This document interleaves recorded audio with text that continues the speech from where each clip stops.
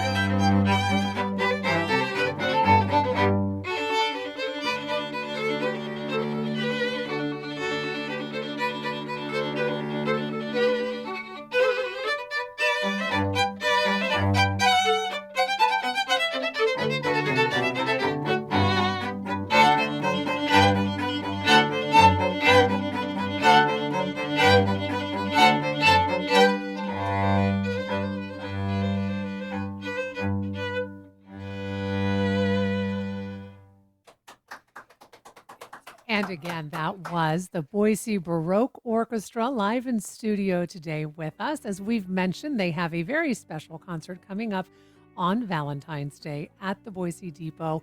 There are still tickets available. We'll make sure we put information on our website for all of you. And I want to thank all of you for joining us on this wintry Monday. Our senior producer is Samantha Wright. Our assistant producer is Hannah Gardosky.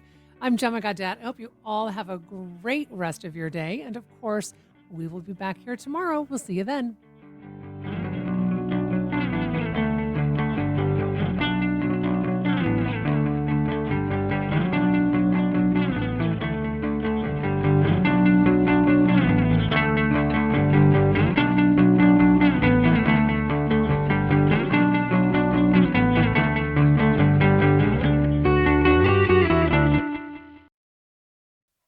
that'll do it for this episode of Idaho Matters. Thanks so much for listening. And just a reminder, you can find all of our episodes wherever you get your podcasts.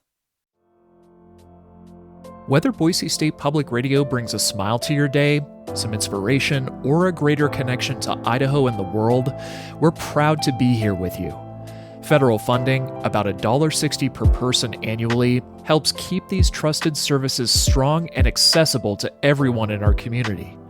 Learn how you can safeguard local public media stations like ours by visiting protectmypublicmedia.org.